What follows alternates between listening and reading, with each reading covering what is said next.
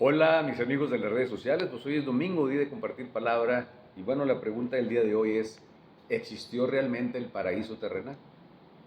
Y bueno, ya hemos venido diciendo, ¿verdad?, que pues estas pericopas son dentro del marco del género literario del mito. El paraíso terrenal, en efecto, es un cuento, es un cuentito que tiene una enseñanza, y eso es lo que nosotros aquí en este Catecismo para Adultos vamos a dilucidar. Para empezar, vamos a ver que hay que leer el tema del paraíso en dos partes. En Génesis 3 y en Génesis 2 viene la enseñanza, pero fíjense qué interesante. Se tiene que leer primero el 3 y luego el 2 para que sepamos de qué se trata. En un principio, este personaje que nosotros hemos llamado el Yavista, allá por el 950, antes de Cristo, el siglo X, escribe, escribe esta temática del paraíso porque él veía que la comunidad, el entorno donde él vivía estaba ya caótico y tenía que hacer algo para evitar el desastre porque estaba calamitoso completamente. La, la, eh, la comunidad, la sociedad estaba completamente en declive.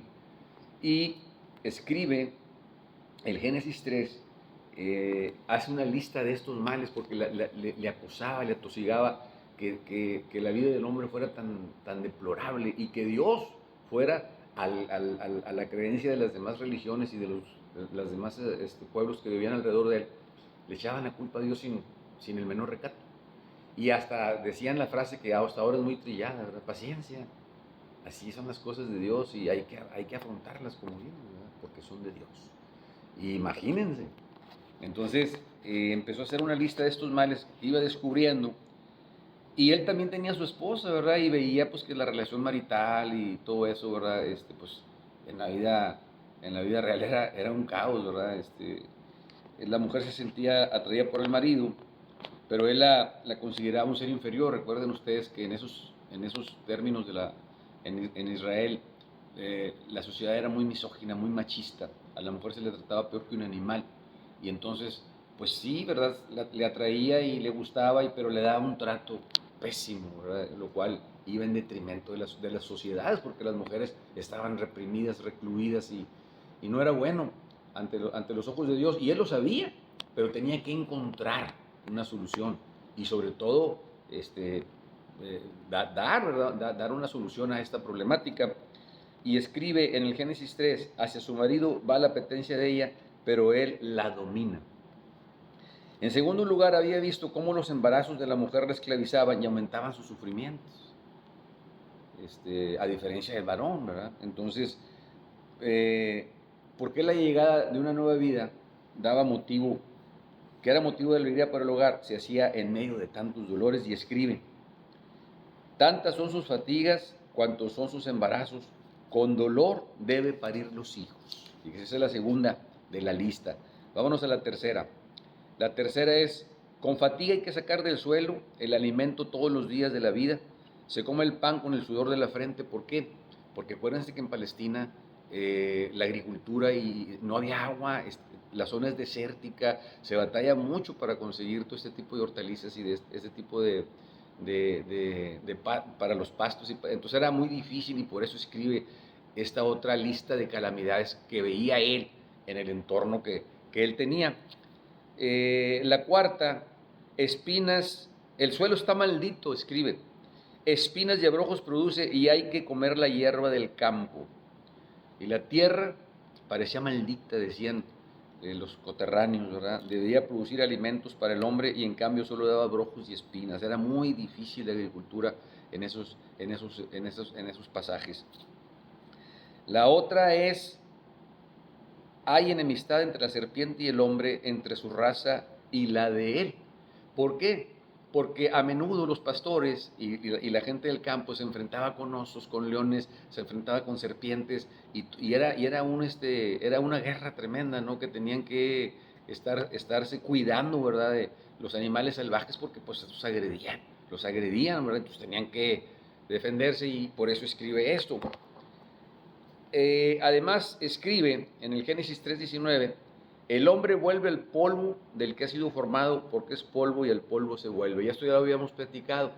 El judío veía que las personas que morían se convertían en tierra, ¿verdad? Entonces por eso escribe, del polvo ha sido formado y al polvo tendrás que regresar. Y escribe por último, oigo sus pasos en el jardín y tengo miedo, por eso me escondo. Se escondía de Dios, fíjense qué tremendo, porque Dios en su creencia él decía que si se portaba bien, Dios lo premiaba, pero si se portaba mal, Dios lo castigaba, y entonces eran más las portadas mal que las portadas bien, y entonces siempre vivía en esa constante ansiedad, ¿verdad? De que Dios lo castigaba por no ser un buen ciudadano, por no ser un buen esposo, por no ser un buen padre, por no ser un buen ciudadano, y esos eran los castigos, y por eso vivía temeroso de Dios. Al llegar a este punto, el autor sagrado se preguntó, ¿por qué sufrimos todos estos males si Dios es bueno? Y ahí viene la retórica, ¿verdad? Precisamente en el Génesis 2 escribimos ya la visión del paraíso. Y la visión del paraíso pues es muy diferente, ¿verdad? ¿Por qué? Pues porque ya en el paraíso pues todo va bien. Ahí está la mujer que ahora sí, ¿verdad? Es carne de su carne y huesos de sus huesos. El paraíso está lleno es un jardín del Edén lleno de frutos, se dan las hortalizas, no tiene que estar batallando tanto en el trabajo para que se den, está lleno de agua, 4 ríos, dice el pasaje que confluían en esa tierra fértil. Ahora el hombre, le apetece a la mujer, ¿verdad? Y así se escribe la segunda parte del paraíso, el paraíso terrenal, que es a la inversa de la lista de males que acogían al hombre, que atosigaban al hombre. Ahora el paraíso es la respuesta, y no viene siendo más que una salida o una respuesta, una solución a la problemática que él veía en su diario vivir. Y por eso ahora el paraíso para nosotros viene siendo eso, ¿verdad? Viene siendo una respuesta de que el hombre tiene que salir adelante sin echarle la culpa a Dios, porque todos nosotros somos testigos, nosotros somos protagonistas de nuestro propio destino. Ahora lo que tenemos que hacer nosotros en este siglo XXI, los cristianos del siglo XXI, y este pasaje del paraíso nos debe de servir para volver a hacer una lista de males. ¿Cuáles son los males que tenemos? Pues lo que nos golpea en este tiempo, ahora con esa mentada depresión, ¿verdad? La depresión, que es un mal terrible, la opresión del rico sobre el pobre, los sueldos de hambre que tiene nuestro pueblo, las dictaduras, el robo